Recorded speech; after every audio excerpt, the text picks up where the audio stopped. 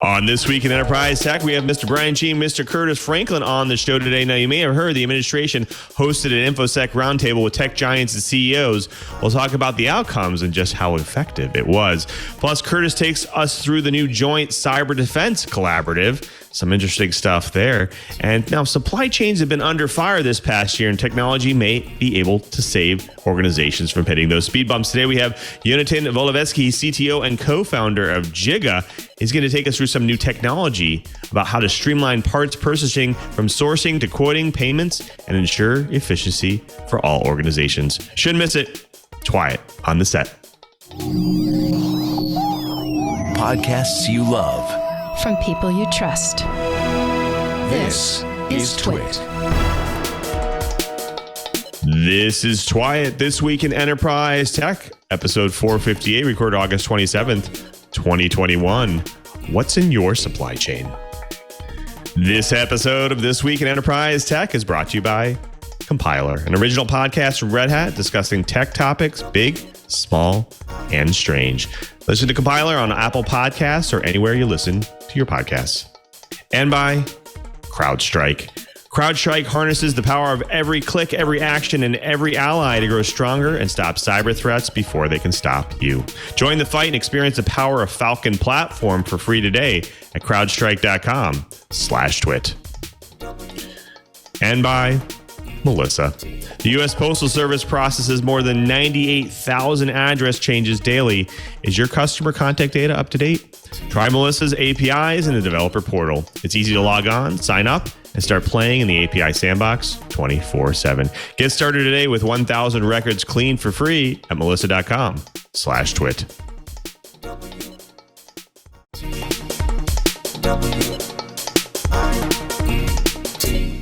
Welcome to TWiT, This Week in Enterprise Tech, the show that's dedicated to you, the enterprise professional, the IT pro, and that geek who just wants to know how this world's connected. I'm your host, Louis Maresca, your guide to this big world of the enterprise, but I definitely can't guide you by myself. I need to bring in the professionals, the experts in their field, starting with our very own security and network expert and all-around tech geek, Mr. Brian Chee. Cheebert, how are you, my friend? What's keeping you busy?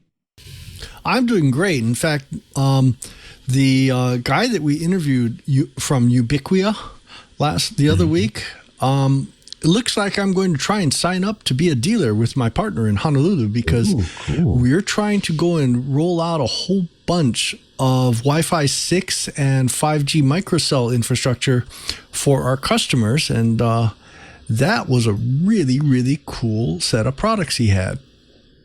Indeed, it was a great show. I really enjoyed it. Actually, I was dealing with hurricanes, which was fun, and family, which is sometimes a hurricane in itself. So it's good times. Good times. Well, speaking of fun, we also have Mr. Curtis Franklin. He's a senior analyst in Umdia, and he's all around tech geek as well. Curtis, how are you doing, my friend? Doing reasonably well, Lou. No hurricanes to deal with down here, but just plenty of security stuff. It's an interesting time coming off of Black Hat and DEF CON, and now I'm getting ready to present at IWCE, the conference about critical infrastructure and first responder communications. That'll be coming up in September, and that will mean me heading back out to Las Vegas. Fantastic. Wow. Very busy time of year. Very busy time of year. Well, speaking of busy, we definitely had a busy week in the enterprise, but we definitely should get started. And you may have heard President Biden is going to host an InfoSec roundtable with a bunch of tech giants and CEOs. And this definitely signals to us that 2020 will be a great year for the red teams of the world. However, what about the blue teams? We'll talk about that. Plus, supply chain has been under fire the past year. However, technology may be able to save the world from hitting all those speed bumps. Today, we have Yonatan Wolowelsky, CTO and co-founder of Jiga, and he's going to take us through new technology that actually can streamline parts purchasing from sourcing to quoting and payments and ensure efficiency for all organizations. Some really interesting stuff, so definitely stick around. But first, like we always do, let's go ahead and jump into this week's news blips. Well, it wouldn't be an enterprise week without a breach. That's right.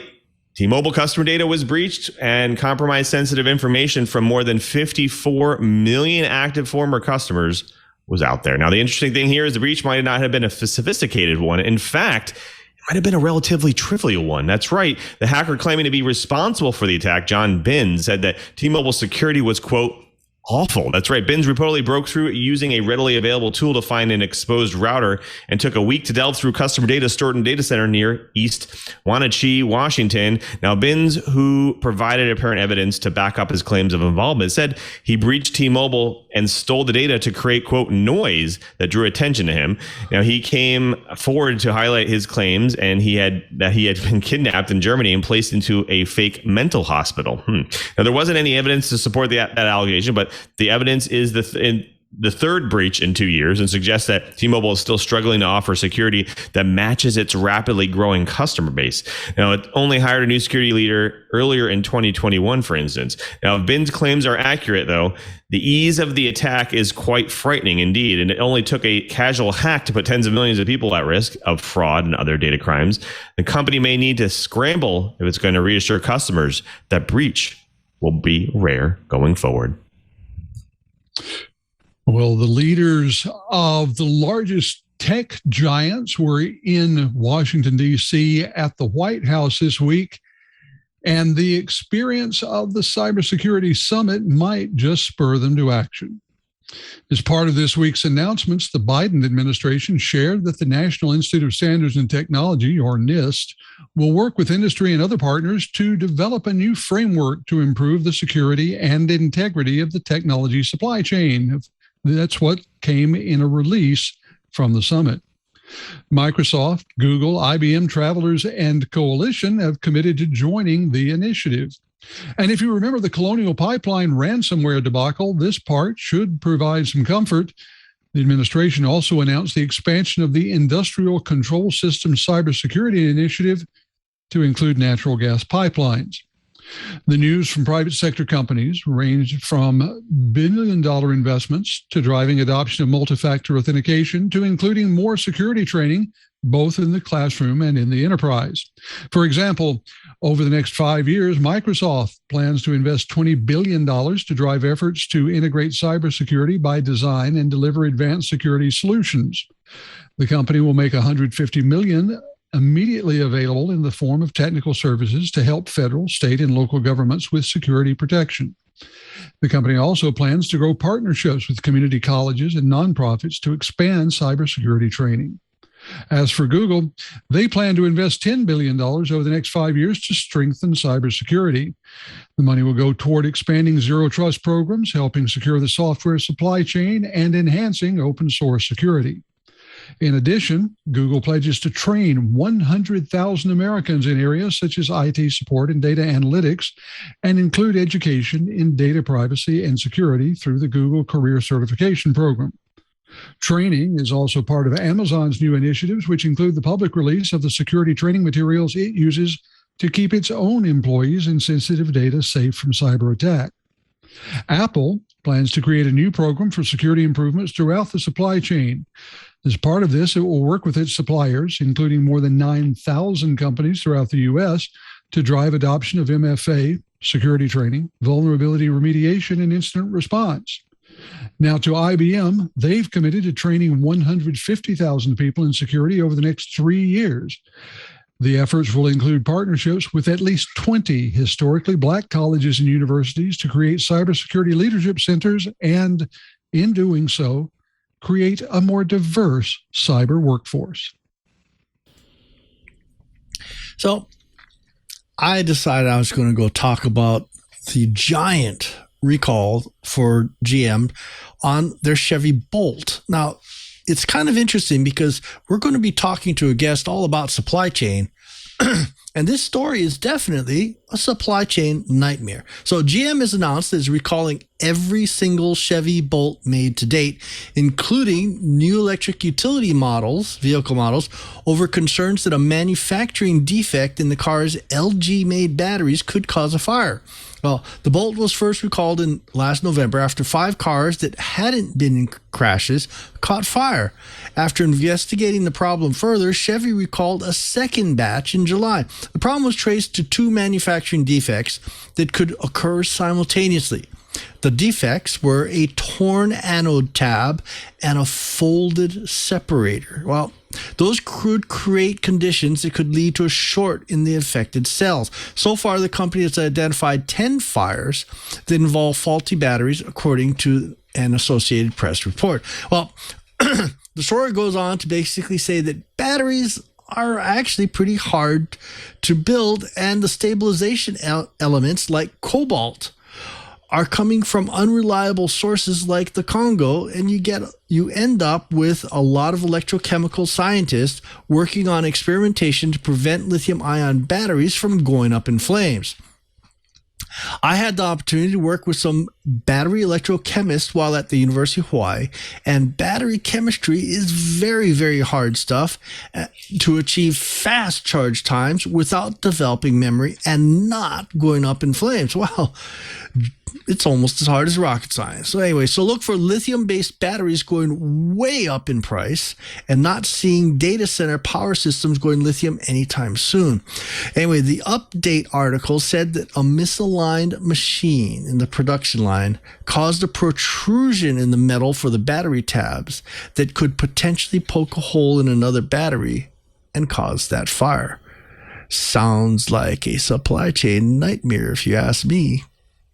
Well, folks, that does it for the blips. Next up, we have the bites. But before we get to the bites, we do have to thank a really great sponsor of This Week in Enterprise Tech, and that's Compiler, an original podcast from Red Hat discussing tech topics big, small, and strange. Now, Compiler comes to you from the makers of Command Line Heroes, another of our sponsors, and is hosted by Angela Andrews and Brent Simoneau. Now, technology can be big, bold, bizarre, and complicated. Now, Compiler unravels industry topics, trends, and the things you've always wanted to know about tech through interviews with the people who know it best. Now, on their show, you will hear a chorus of perspectives from the diverse communities behind the code. Now, Compiler brings together a curious team of Red Hatters to tackle big questions in tech like, what is technical debt?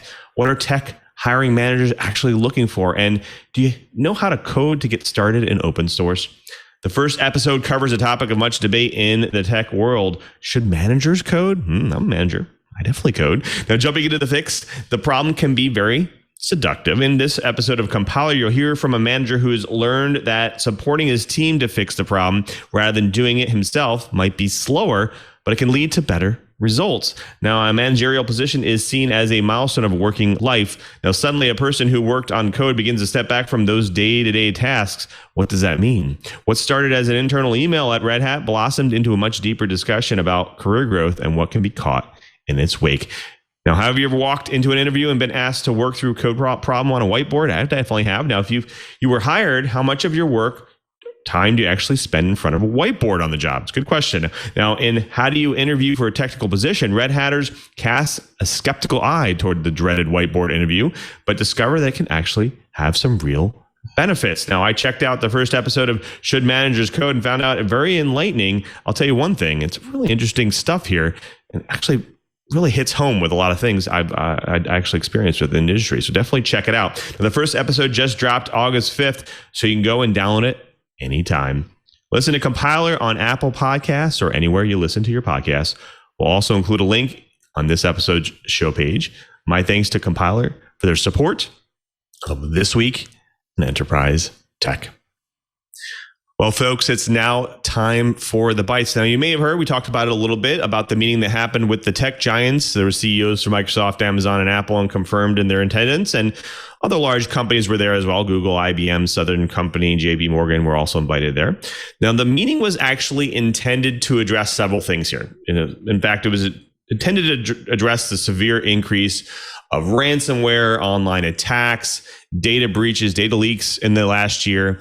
And although we don't know the exact agenda that happened there, there's lots of senior officials that were at the event. And also they wanted to talk a little about supply chain attacks as well as focus on software-driven solutions. Now, a lot of high-profile security breaches were happened last year, and Biden and tech CEOs were supposed to discuss this. Now, it could have been limited to, quote, this month's T-Mobile server breach. We talked about that. 100 million Americans potentially personal data was out there. July's massive Kaseya ransomware attack, a months-long Geico breach, exposing customers' driver's licenses, numbers, addresses, date births, all that stuff. A misconfigured Experian API that leaked credit scores. That one, we heard about that one quite a while. I was a little bit, ticked off about that one myself. A May attack that took Colonial Pipeline down, disrupting fuel and disruption across the eastern U.S. seaboard. And March attacks targeting small businesses, towns, cities, and local governments. Now, there was also that SIM swapping attack on T-Mobile customers in February, and also December's SolarWinds one with the supply chain attack. In fact, there were sources that only mentioned that CEOs. It's unclear if there was also CISOs as well attending this meeting. Now, there's lots to talk about here because we heard about a lot that has come out. Curtis covered it a little bit, but Curtis, I want to go to you first. Now, was there a good agenda, and was there good outcomes that came from this meeting? Well, I think it was a reasonable agenda. As for good outcomes, we have lots of words, as you always do after one of these things, and many of them were very fine words. No complaints about the words. I think we get to wait now to see how much of this is delivered on. If it's all delivered on, then we'll call it a reasonable step. Is this going to solve all of our cybersecurity problems? Oh, heavens no. But it could be a step in the right direction. It could result in other companies trying to step up to what these very large companies are doing. Here's what I think is interesting. All of these companies recognize that one of the chief issues in cybersecurity today is the lack of trained professionals. And so all of them are agreeing that they're going to contribute money to helping to create more trained cybersecurity professionals. That's good. The other thing that we're seeing, and this was especially true in the IBM announcement, was the acknowledgement that cybersecurity has, and in this it echoes normal IT, been a very homogenous sort of industry. I mean, if you look at the faces around places like Black Hat and DEF CON and just about any other IT event, there are way too many people who look more or less like me, sort of a middling white guy. We need far more women. We need far more people of color, indigenous individuals. We need people from underrepresented minorities. Why? Not to be politically correct, but to make sure that their life experience and their perspectives are included in our perspectives in cybersecurity. You know, the biggest failures we have had in cybersecurity have come because someone said, no one will ever want to do X, or I can't imagine someone doing X. Having more diverse individuals work on security teams mean that there will be fewer cases of X being outside the realm of possibility when they're thinking and planning. And that is a very, very good thing. I agree. You bring up a good point. And Chee, but I want to throw this to you because the point that Curtis brought up was around the fact that obviously a lot of organizations have a problem with educating their users on what to do and what not to do when it comes to cybersecurity. Now, we saw a lot of came out of this summit that they're going to be spending a lot of money, these organizations, on cybersecurity in the future. One of the interesting thing that I saw, though, obviously, was that they want to develop this more public sector framework to help improve security and the integrity of technology and for supply chain. The question back to you is, with these companies, they have their focus areas. And they've outlined one common thing that could happen with education. But the question is that going to be enough? Like, are these companies, obviously they have their own personal agendas. I work for one of them. And all of them are going to spend a lot of time and money to help organizations do the right thing. But in the same sense, do we need help from the public sector as well here? Oh, I wholeheartedly agree. We need more heterogeneity, I guess is the one word. Okay, so it's no secret. I was working in the federal government for quite a while. That was my first retirement. And the problem is the security specialists in the federal government are very, very homogeneous, just like Curt was mentioning. And there was not enough people saying that they wanted different views. It had to be my way or the highway all too often. A lot of people I worked with just weren't interested in listening to something other than that person that fit that mold just perfectly. And the problem is, the bad guys don't fit that mold even a little bit. They're thinking out of the box. And that's one thing that I really and truly think the federal government needs to do, corporate America needs to do. We need to start thinking out of the box. So while I applaud that people are throwing money into education programs to try and educate more security specialists, I think we also need to kind of break some of these molds. There's this one young lady that I absolutely adore. She goes by Snubs. Shannon Morse. She does not fit the mold, and she is paid for it several times with people ignoring her, even though she is very well educated on security issues. She's helped bring out some great products from folks like Hack5. We need people that are going to be willing to look a little bit around that corner, not quite that perfect mold. And I think that is going to make the biggest difference.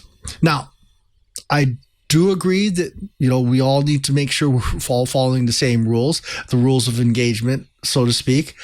But I think the time of having all these duplicate security specialists is over. We need people that are, let's call it, we need those long-haired hippie freaks that are willing to come out, according to that old song. We need the folks that don't fit the mold, that can think differently and have different points of view. So I think that's my biggest wish for this Blue Ribbon Committee, is that they stop or slow down trying to create cookie cutter security specialists.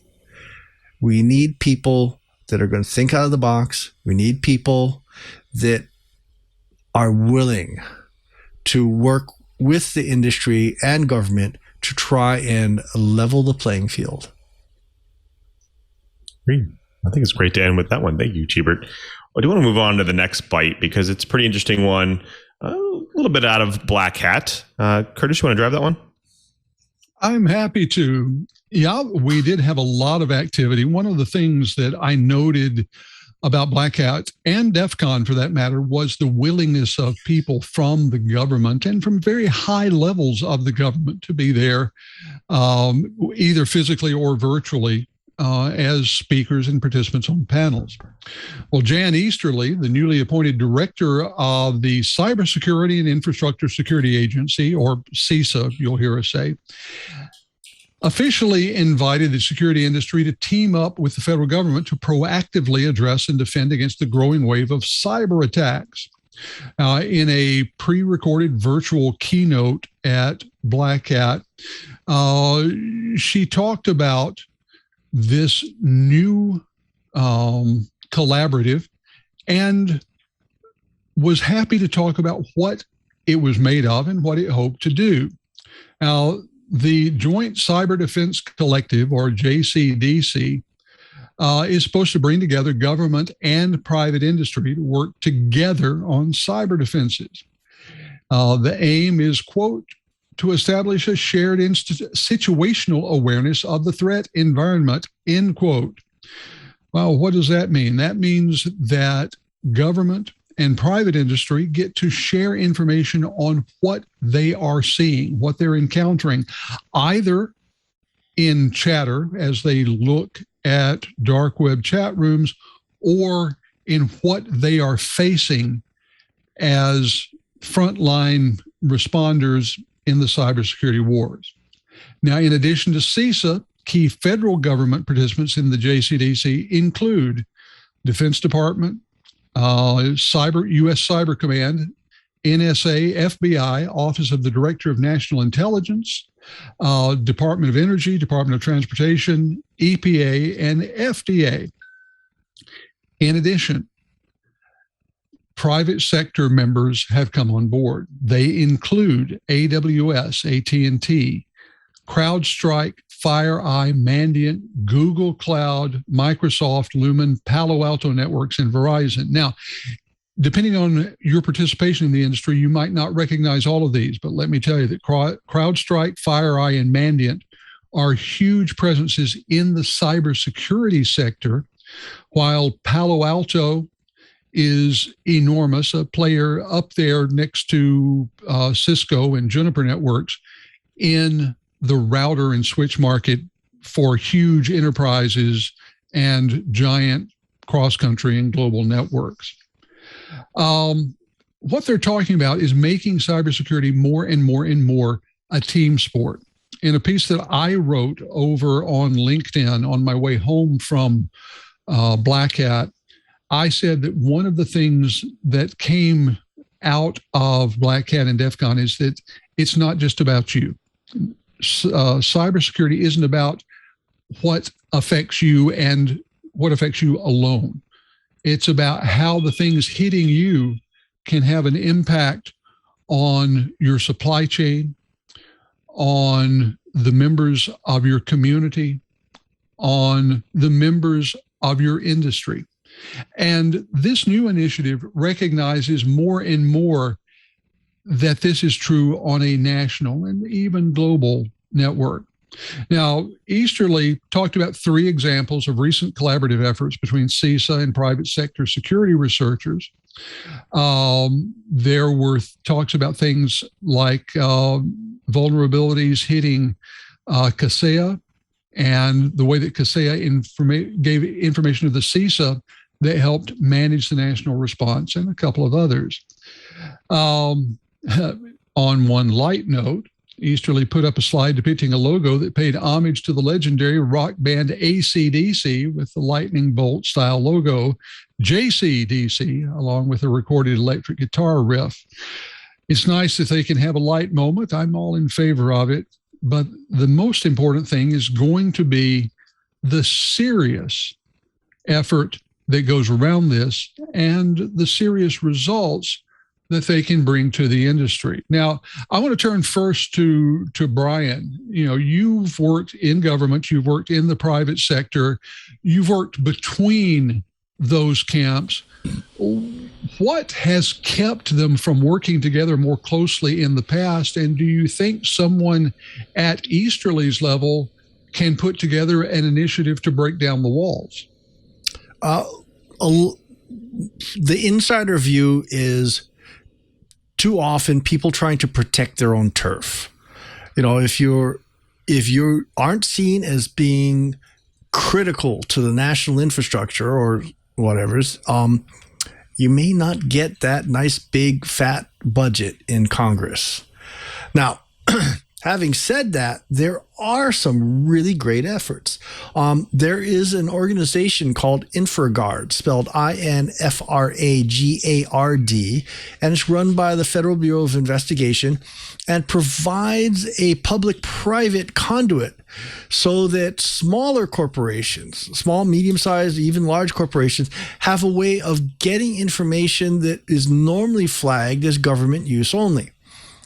It has done an amazing amount of good educating the smaller corporations and so forth, the community basically, on what they can do to try and protect themselves. And it's not just limited to cybersecurity. It's also things like fraud, card skimming for credit card fraud and things like that. They've done an amazingly good job, and the bar to join the group is not that high. Basically, you just have to be an American citizen and you shouldn't have a criminal record. Hopefully, that's not a high bar. So I think there's going to be more and more public-private cooperation. We need to do that. We're a little behind Europe has been a lot better. Israel has been amazing. It's time for the United States to catch up, and public-private cooperation can solve some of these problems once we stop running around like chickens without a head. There are many things that headless chickens might be good for, but running cybersecurity isn't one of them. Lou, you're in an interesting position because you have, from a critical infrastructure point of view, the job of being part of nearly everyone's supply chain. So, from where you sit, do you find it comforting? Do you find it confining to have this kind of, large government collaboration going on? Where do you come down on whether this is going to be good or just more dead weight sitting on top of actual cybersecurity? Personally, I think that this could be good. I mean, the whole idea of bridging the gap between public, private, and making sure there's partnerships, and then making sure there's information sharing can really ensure that organizations, people, consumers can do a better job here in all different facets of security and technology. So I think this is definitely could be good. And like I said, a lot of organizations out there, whether it's Google, Microsoft, Amazon, they are battling these things every day. They spend, like we see, billions of dollars in these sectors, and then bridging the gap and sharing a lot more information with the public, as well as the private sectors, and just making sure we have transparency with that. I think that's a really important thing. I think this is definitely going to be an important thing for the industry as we move forward. And this is how we're going to tackle the ever growing universe of cybersecurity. It's interesting. A couple of years ago, I went to a conference that involved a lot of very high-level government officials. And one of the topics of discussion on a panel was whether there should be a department of cybersecurity. So making it a cabinet level position like the Department of Homeland Security. There were a couple of people who said yes, because that would show how important it is. But the general consensus was that making it a department, making it a cabinet level position, would in fact add more overhead, more institutional weight than the effort needed.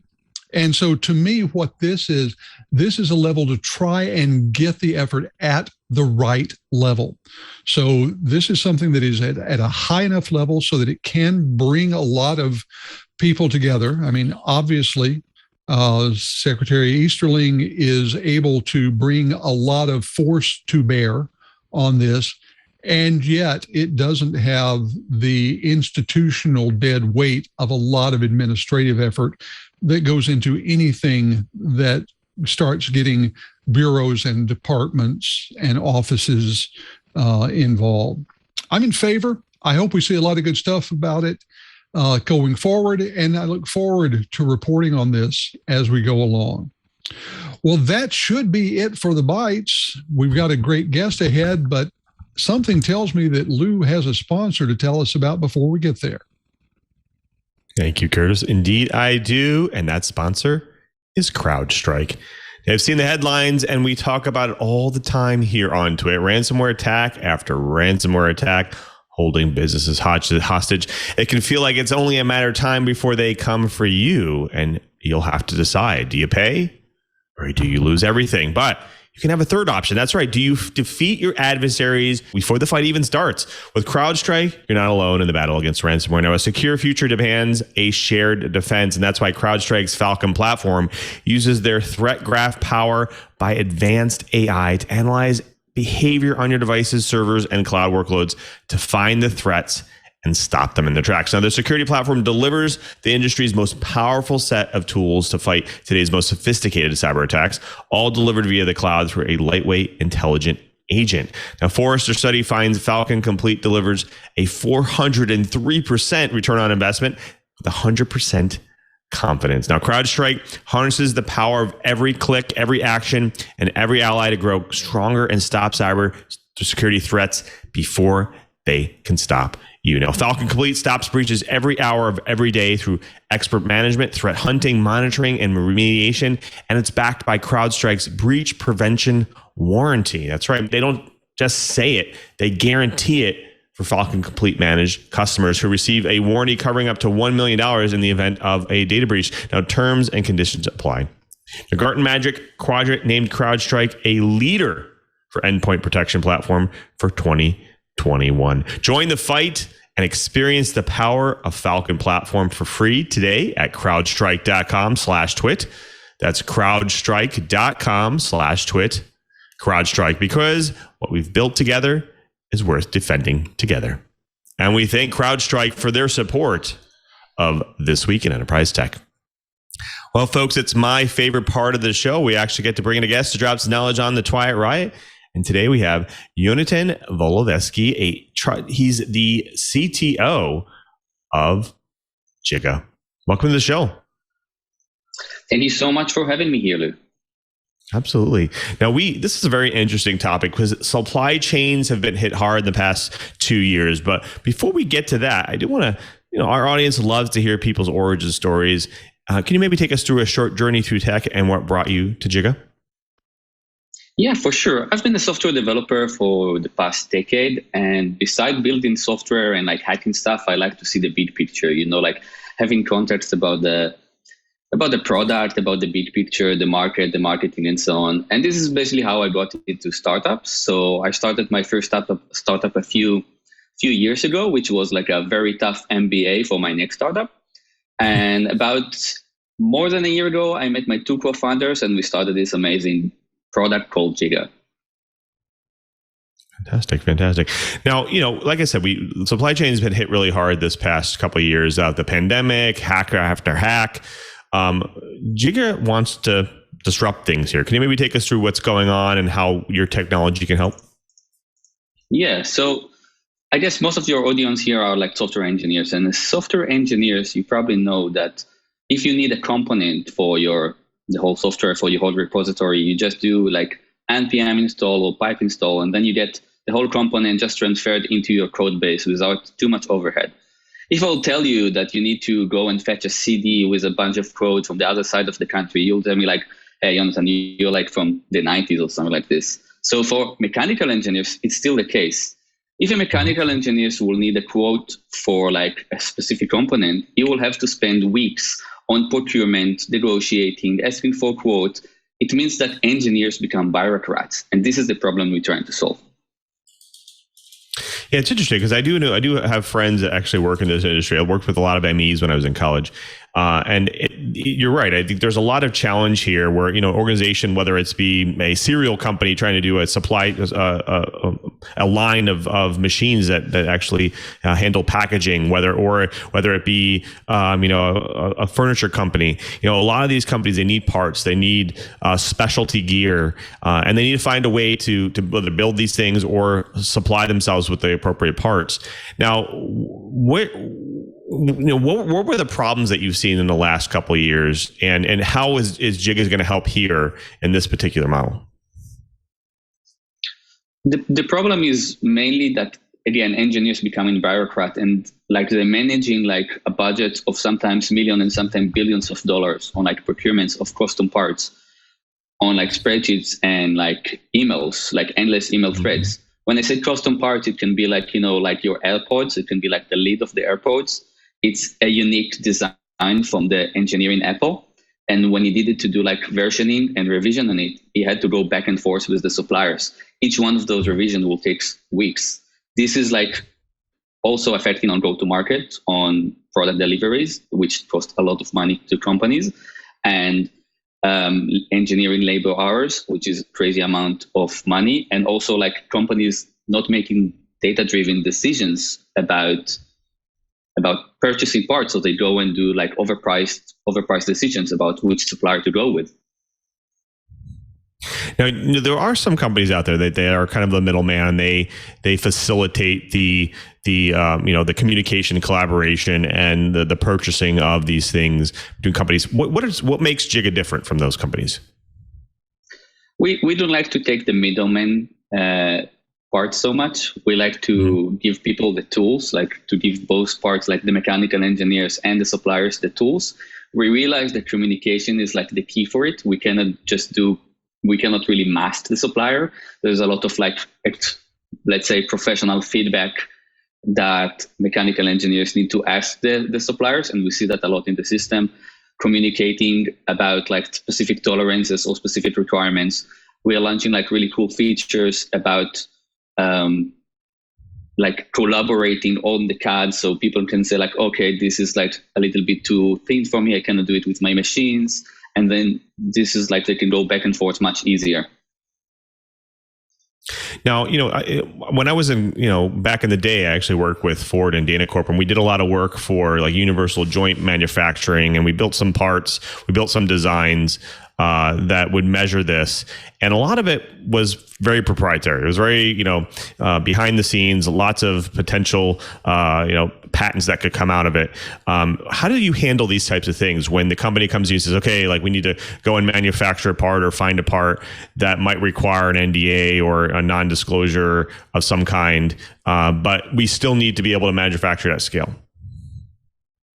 Yeah, that's a great question, Lou, because we work mainly with enterprise companies, and those companies have like really strict policies in everything related to NDAs and data security.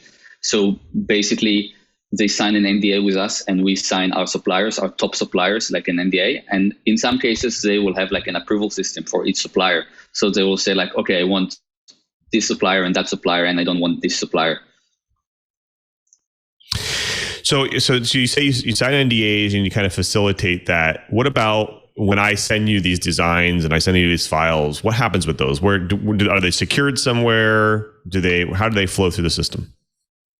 Yeah, so this is also like an issue for like many enterprise companies, and we supply them like the best, let's say the best practices in terms of like data security. So this is also an advantage on Jiga on like emails, which are like much more hackable than keeping them in like stored in like 256-bit encryption. Now there is another problem. A lot of times organizations kind of at the other end, they're kind of they're obviously the buyers, and they're looking for their parts. They put out there, they're waiting for these things in order to move things forward, whether it's manufacturing or supplying customers. How are we as buyers, let's say, protected, like making sure that we get these parts, ensuring that they're of the appropriate quality that we need, they match spec, that kind of thing? Yeah, this is another service that we give to our customer for like an extra fee. So especially like enterprise companies that we will deal the overhead for them. So we, for example, connected to UPS and FedEx, and we fetch the rates. We coordinate the shipping automatically through our system, so our engineers don't have to deal with it anymore. I think this is crazy that engineers need to do like logistics and operation work instead of like planning. And what about quality control? I mean, we talk about, there's a little bit of planning in there, but also, once you do this at scale, you have to ensure that the things that I'm actually going to receive are of the highest quality. What can happen there?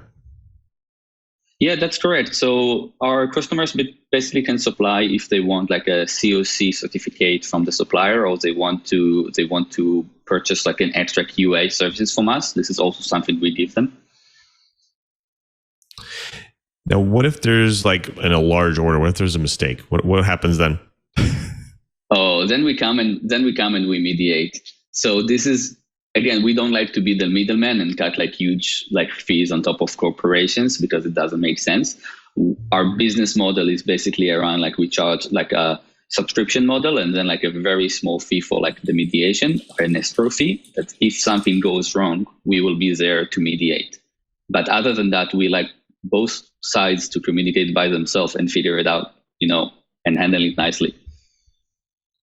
Now, you guys, when you first started, you started out in spawning in funding in Indiegogo and Kickstarter. How did you promote these things on those platforms? Like what was the value that you were trying to bring to these platforms, and how successful were they? Oh, we didn't really funded anything on Kickstarter. Like our story is that we were completely bootstrapped until January, which we go to Y Combinator, and since then we're like rocking it. Got it. So you're actually selling, you're spawning projects yourself on Kickstarter and Indigo. Is that correct? No, but we are like connecting enterprise mechanical engineers from enterprise companies. And then we like streamline the whole communication with the supplier. So a mechanical engineer, let's say in Apple or in Boeing, he will have to design some kind of a part for his plane or for his AirPods, and then he will have to source the supplier and communicate with them and make all the quality control. So instead of doing it by emails and spreadsheets, he will just do it with the Jiga platform, which will give him all the benefits. Got it. Well, when we come back, we have a lot more to talk about here because there's always some more things to talk about when it comes to supply chain, and I'll bring my co-host back in. But before we do have to thank another great sponsor of This Week in Enterprise Tech, and that's Maresca. Now, having accurate customer data is crucial for the success of your business. Now, did you know that nearly 36 million address changes were processed by USPS in 2020? That's a huge chunk of customers you could be missing out on. 30% of customer data goes bad each and every year, but Maresca can help make sure your data is current and accurate. Now, Maresca's tools have helped businesses maintain fresh data for over 35 years, which explains why over 10,000 businesses trust the address experts. And Maresca has renewal rate of over 92%, proof that companies love Maresca, and you will too.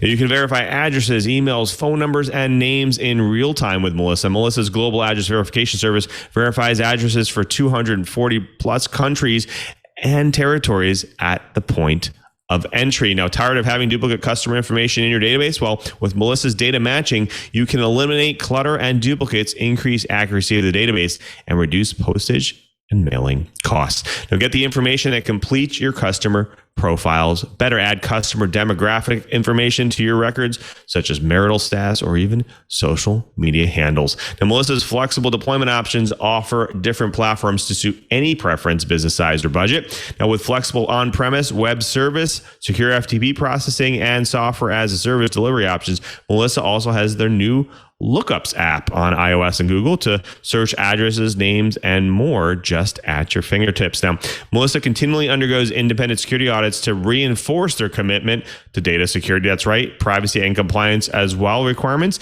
Now, SOC 2, HIPAA, and GDPR compliant there. Now, Maresca's Global Support Center also offers 24/7 world-renowned support if you sign up for a service level agreement. Inquire today.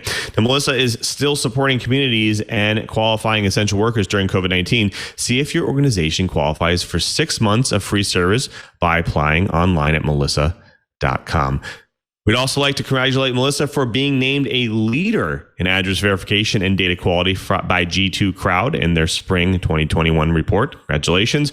Make sure your customer contact data is up to date. Try Maresca's APIs in the developer portal. It's easy to log on, sign up, and start playing in their API sandbox 24/7.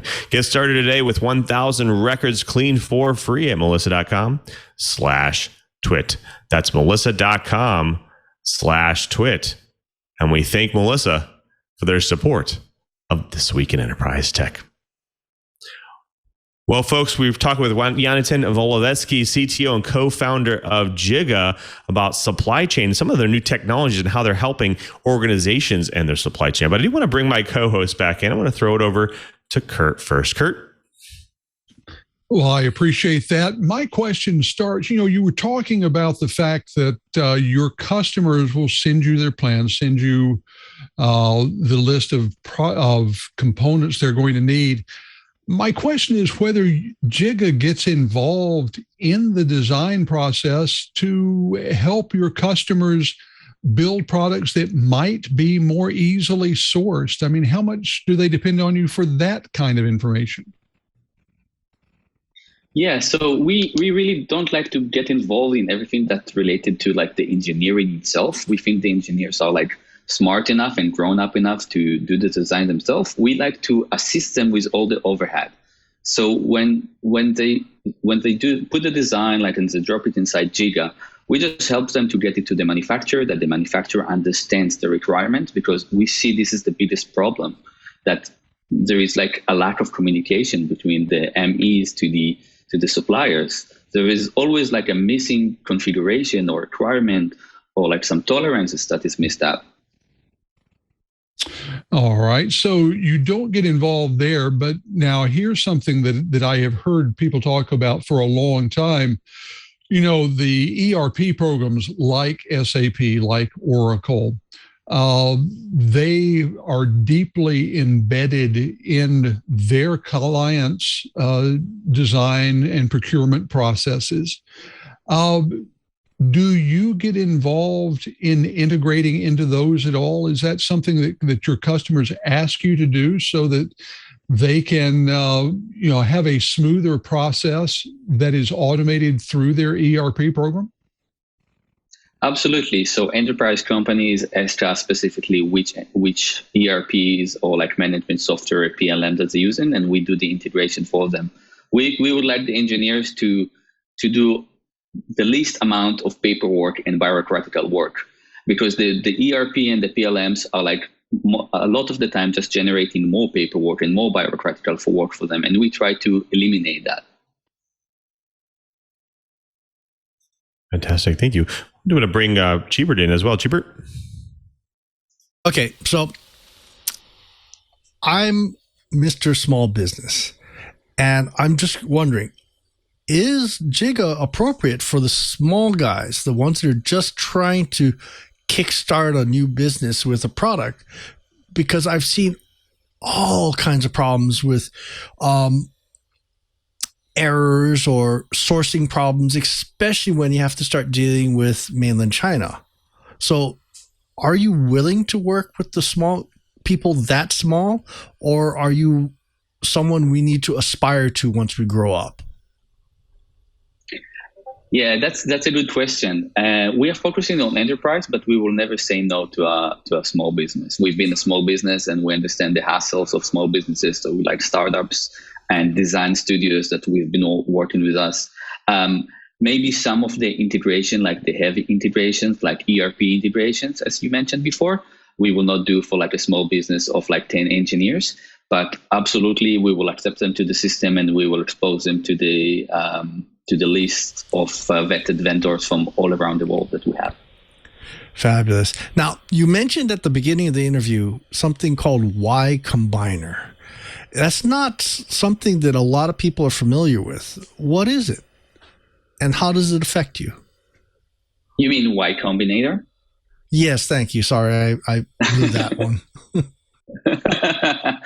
That's okay. Y Combinator is the leading startup accelerator in the world. They sit in Mountain View, California, and it's like twice a year startups handpicked startup from all around the world going to Mountain View, California, and working on the startup and getting access to a little bit of pre-seed money and network from the best network in the US, in the world.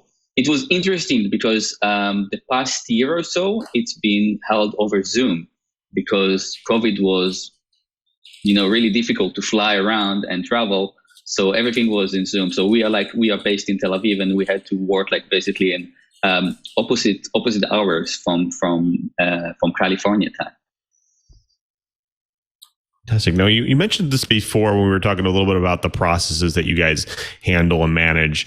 Now, a lot of times organizations will come along and they'll say, okay, I have this part, it needs to be manufactured, but it's a specialty thing, the specialty manufacturing part. And so you said you had some relationships with manufacturers out there. Now, do you go and start new relationships with other manufacturers if it's specialty, or how are you handle that? Is it more, there's a little bit more of a manual process, or is there technology behind that?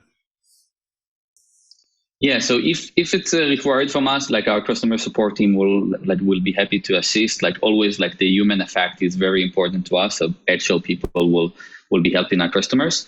However, like we have a messaging system that is really tailor made for this specific industry. So they have like their own features, like talking over the CAD, for example. They can comment on a specific part on the CAD file, which is the 3D file, and then they can talk about like very complex parameters in the design.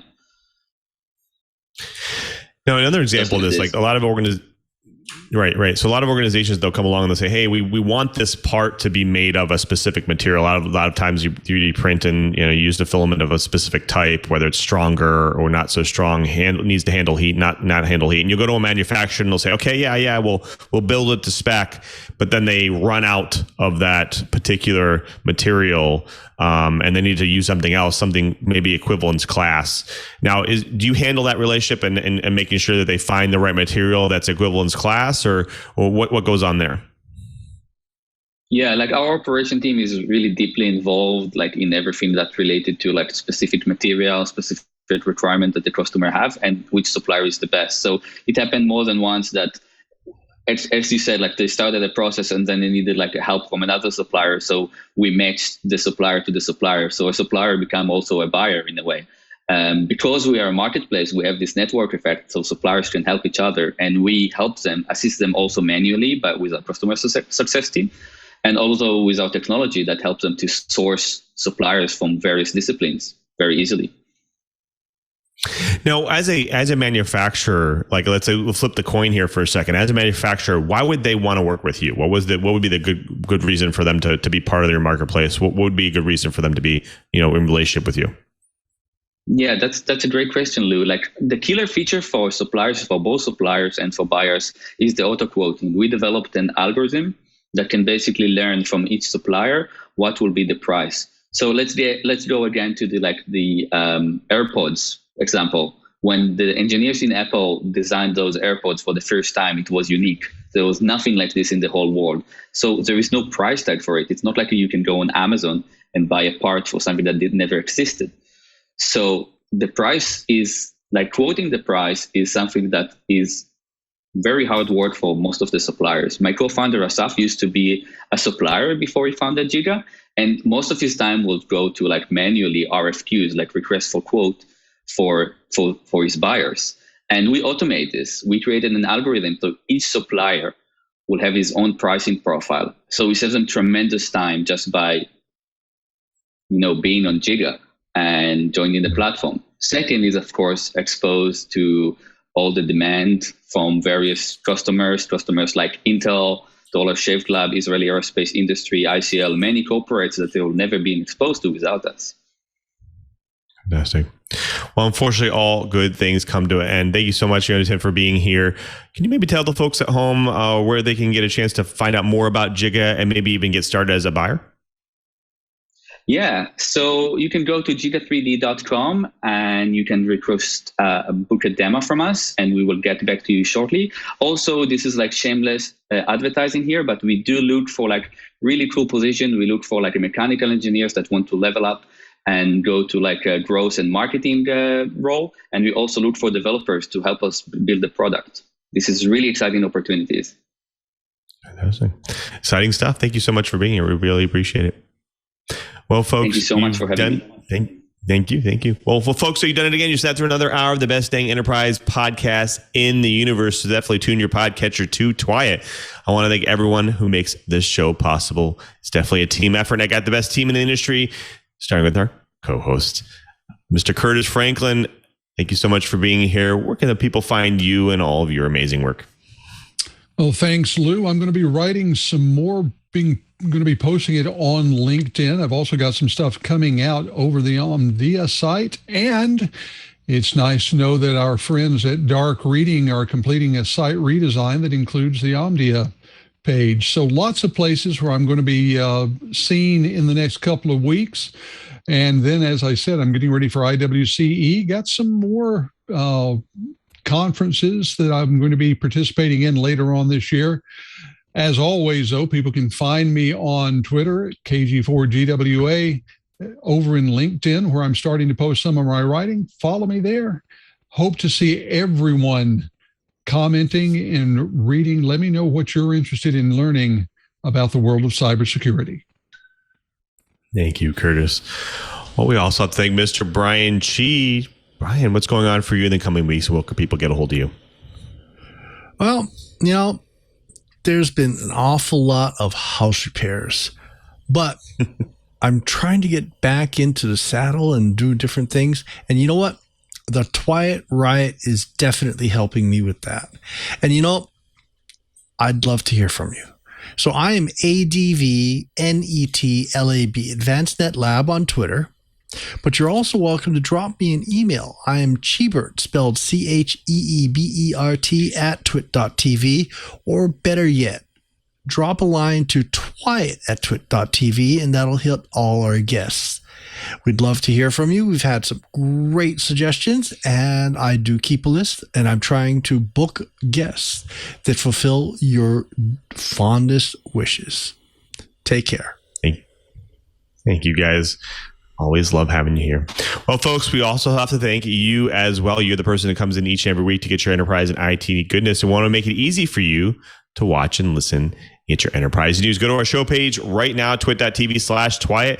There you'll find all the amazing back episodes, show notes, co-host information, and guest information, and those links that we do during this show, the list of the stories. But more importantly, next to those videos, you'll get those helpful subscribe and download links. Support the show by getting your audio version, your video version of your choice, and listen on any one of your devices, on any one of your podcast applications.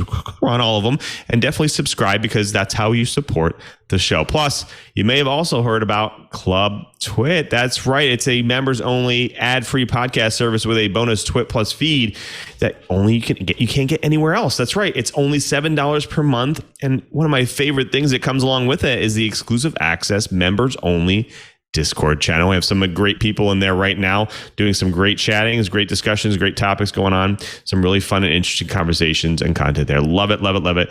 Join Club TWiT and be part of this movement. Go to twit.tv/ClubTwit. Now, after you subscribe, you can impress your family members, your coworkers, your friends with the gift of TWiT, because we talk a lot about some fun tech topics here on the show, and definitely guarantee they will find it fun as well. So definitely ask them to check it out. Now, you can always subscribe. Now, after you subscribe, we also do this show live. That's right, live.twit.tv. We do it live, 1:30 p.m. Pacific time on Friday. Come see the behind the scenes, all the banter. Come see how the pizza's made. That's right. Come see all the fun that we have here on TWiT. And of course, if you're going to watch the show live, we also have a live chat room that's been around for a while, the irc.twit.tv. We have a lot of great characters in there. They're supplying great topics, great questions, great show titles, great stuff. So definitely join the chat room as well. Plus, you can always definitely find me and hit me up over at Twitter as well. Like the other guys, twitter.com/LouMM. There you'll find all my enterprise tidbits that I'm posting. Definitely DM me with show ideas as well. Plus, I also have great conversations with people like you, so definitely ping me. Of course, if you want to know what I do during my normal work week at Microsoft, I post some stuff out there, but also you can check out developers.microsoft.com/office. There we post the latest and greatest ways you can customize your office experience and make it more productive for you. I want to thank everyone who makes this show possible, especially thank you to Leo and Lisa. They continue to support This Week in Enterprise Tech each and every week. We couldn't do the show without them, so thank you for all their support. I also want to thank all the engineers and staff at TWiT. I also want to thank Mr. Brian Chee one more time. He's not only our co-host, but he's also our tireless producer as well. That's right. He does all the bookings, the plannings for the show, and we really couldn't do the show without him. So thank you, Cheeper, for all your support. Before we sign out, we do have to thank our TD for today. He's normally our editor as well, Mr. Victor B. Victor, you got a camera over there on you still? Yeah, there he is, Batman himself.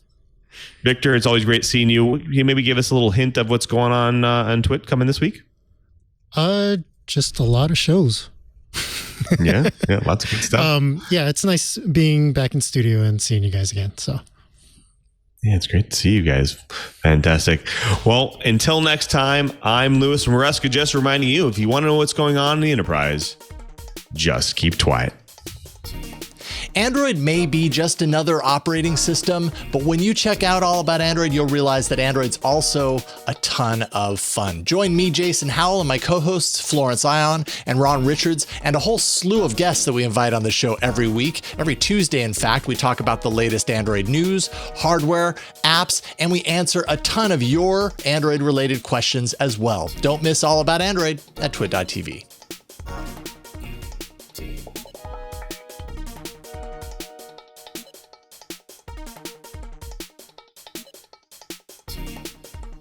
W